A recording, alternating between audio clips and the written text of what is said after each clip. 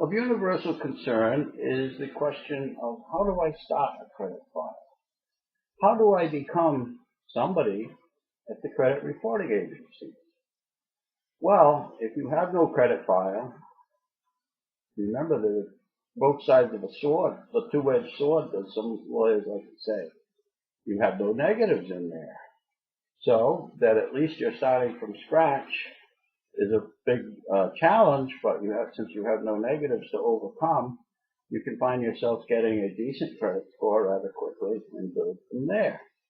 How do you begin? Well, there's more than one way.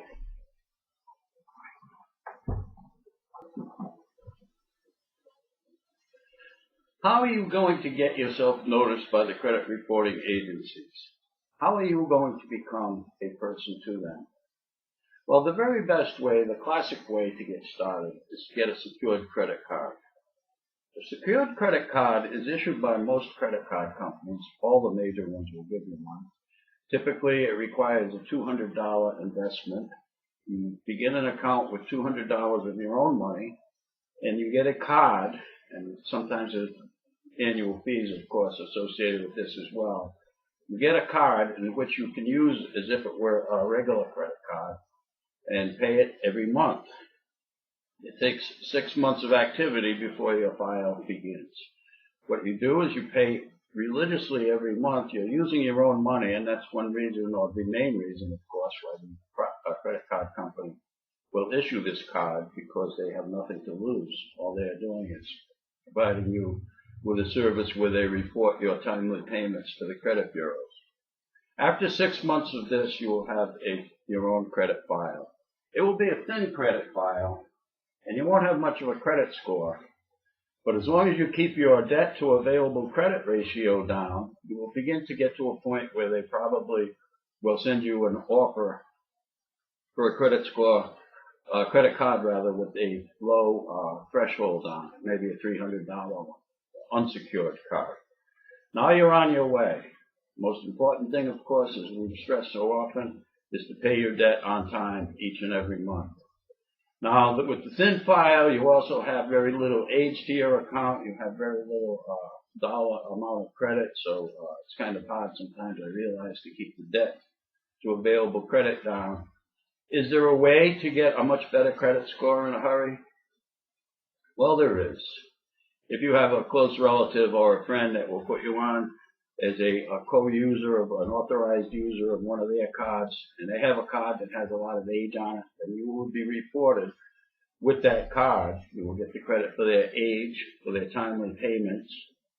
And although a lot of people don't like this practice, it doesn't seem like it's totally honest. It is legal. It's been decided by the courts that it is legal. So if you have someone that will do that, you don't even have to get the card from them, because you certainly don't want them to have to worry about you actually running up a bill on it. Just make sure, if they'll do it for you, that the card does have a good history on it, good age, more age the better, and your thin credit file will suddenly become a pretty good credit file, so that in less than a year, you'll have a good credit score. And then with a good credit score with no negatives, as your accounts gain in age, will only get better, as long as you keep following the basic rules that we've outlined as we've spoken. Now, another way is to get a store card from a retail store that will give you one. Whether you can get one in the beginning before you have put in 6 months with a secured card, it might be worth trying, but I would rather see you put in the 6 months with the secured card, so you'll have at least the knowledge that you do have a presence with the credit bureau.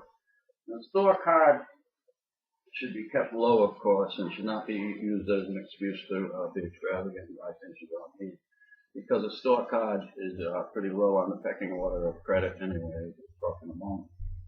So the piggybacking gives you average age, it gives you debt to available credit, and it gives you history.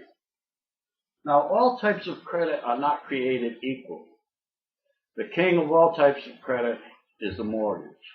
Mortgage is secured by real estate, but since we're talking about someone with a thin credit file or no credit file, it's going to be a while before you can even consider getting a mortgage. However, following the steps that we're talking about will put you in a position to get there as quickly as possible. Second, most prestigious kind of credit is an installment loan. Most common installment loan is a car loan.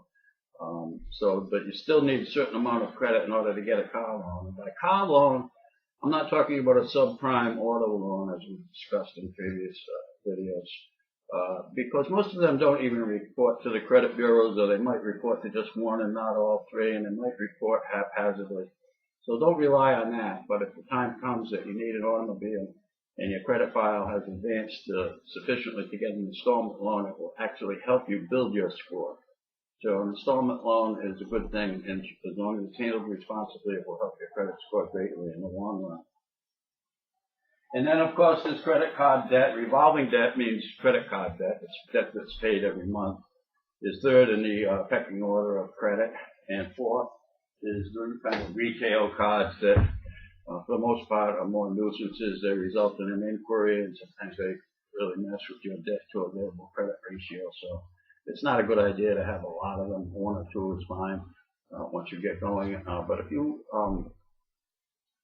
starting out, start a credit file, you follow these simple steps, you will find that you will have a decent credit score very quickly.